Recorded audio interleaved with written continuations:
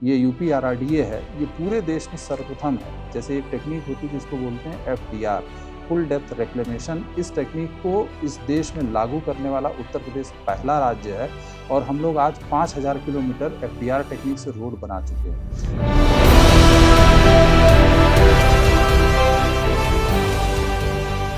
नमस्कार मित्रों, मेरा नाम अखंड प्रताप सिंह है।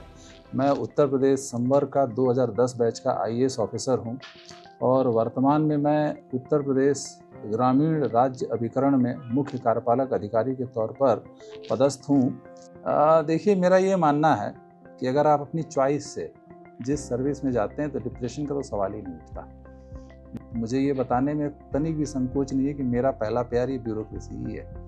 मैं ब्यूरोक्रेट ही बनना चाहता था और इससे कम पर तो मुझे कोई भी चीज़ गंवारा नहीं थी, क्योंकि मेरा एक चीज़ माननी है कि जब मैं स्टडी में था तो मैं जब पढ़ता था तो एक चीज़ ये दिखाई जाती है कि हिंदुस्तान की जो इकोनॉमी है वो इकोनॉमी 3 सेक्टर में बटी है, जिसको बोलते हैं primary, secondary and tertiary. Primary sector जिसको आप बोलते हैं तो सिंपल एग्रीकल्चर, एग्रीकल्चर पर बेस्ड इकोनॉमी।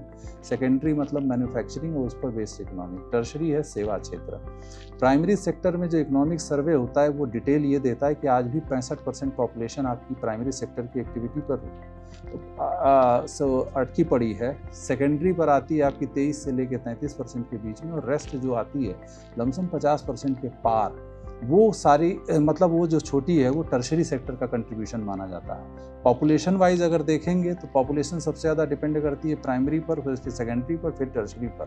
तो इसका मतलब सरकार जो 100 रुपया देश कमा रहा है उसमें से सिर्फ 14 रुपये एग्रीकल्चर से आते हैं, 33 रुपये जो आते हैं मैन्युफैक्चरिंग से आते हैं, और 56 से 57 रुपये आपके जो आते हैं वो टर्शरी से आते हैं। लेकिन उन 14 रुपये में इस देश की 67% पॉपुलेशन रहती है। तो जाहिर सी बात है, इस प्राइमरी सेक्टर की प्रोडक्टिविटी को जब तक आप बढ़ा नहीं पाओगे, एक लार्जर इकोनॉमी का सपना आप पूरा नहीं कर पाओगे। तो मैं जब पढ़ता था तो मेरे दिमाग में एक आइडिया आता था कि आज इंडियन इकोनॉमी में जो कंट्रीब्यूशन आता है, हार्डली 10% से नीचे का जो कंट्रीब्यूशन है, उस कंट्रीब्यूशन ने हमको दुनिया का 5वीं सबसे बड़ी अर्थव्यवस्था बना दिया। लेकिन अगर यही कंट्रीब्यूशन हम 85% कर दें, वर्ल्ड में इकोनॉमी वाइज या टेक्नोलॉजिकल डेवलपमेंट वाइज हम कहाँ ठहरेंगे, इसकी कल्पना की जा सकती है। यही प्रेरणा जो है मुझे खींच के यहाँ लाई, यही मेरा मोटो रहा। और दिन रात मैं जो सर्विसेज में काम करता हूँ, मेरे दिमाग में ये मोटो काम करता है। तो जैसे ऑफिस में जब हम लोग रहते हैं तो बहुत सारे सरकारी काम हम लोगों को करने पड़ते हैं। माननीय मुख्यमंत्री जी की आकांक्षाओं और उनकी अपेक्षाओं के अनुरूप जो उनकी स्कीम्स बनती हैं, उन स्कीमों में हमको परफॉर्म करना पड़ता है। अपने डिपार्टमेंट को सबसे आगे रखने का प्रयास करना पड़ता है नहीं, और उसके साथ साथ एक नई चीज़ और भी करनी पड़ती है कि जो डे टू डे वर्क हैं, इन डे टू डे वर्क के अतिरिक्त और किस तरह के नवाचार किए जा सकते हैं। जैसे कि मैं आपको करंट डिपार्टमेंट में बता रहा हूँ, इस डिपार्टमेंट का नाम है उत्तर प्रदेश ग्रामीण सड़क विकास अभिकरण।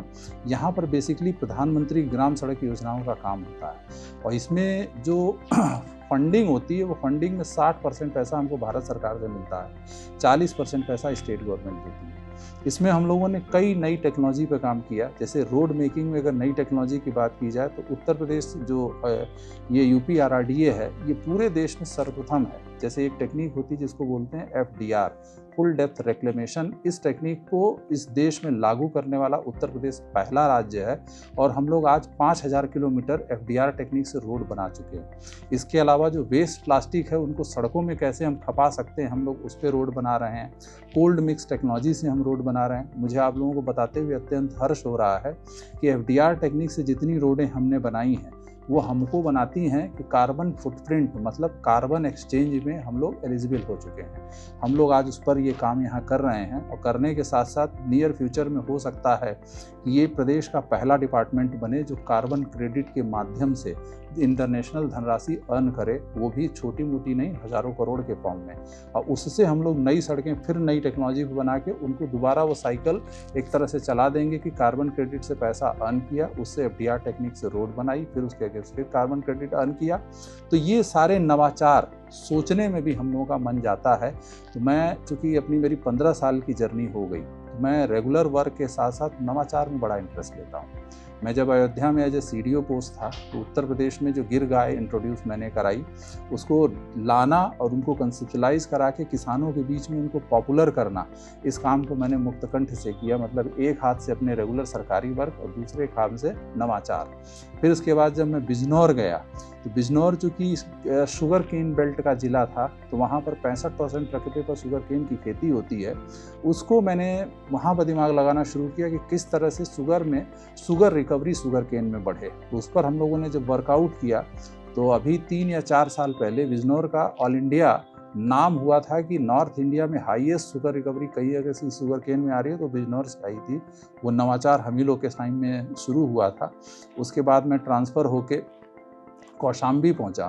तो साउथ ईस्ट एशिया का एक फ्रूट होता है जिसको हम लोग बोलते हैं ड्रैगन फ्रूट। मैंने अपने DHO से बोल के लार्ज स्केल पर ड्रैगन फ्रूट को कौशाम्बी में पॉपुलराइज कराया और आज ड्रैगन फ्रूट के प्रोडक्शन में उत्तर प्रदेश का कौशाम्बी ज़िला, मिर्ज़ापुर और सोनभद्र ये ज़िले ऐसे हैं कि ड्रैगन फ्रूट का प्राइमरी प्रोडक्शन कर रहे हैं। तो इस तरह के नवाचार को सोचते हुए ये दिनचर्या कटती है।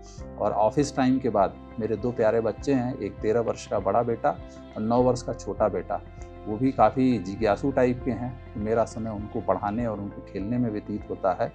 और जो लाइफ है बड़ी परफेक्टली बैलेंस करके रखी है कि ऑफिस के टाइम में ऑफिस, घर के टाइम में घर। मैं घर को ऑफिस नहीं लाता और ऑफिस को घर नहीं ले जाता।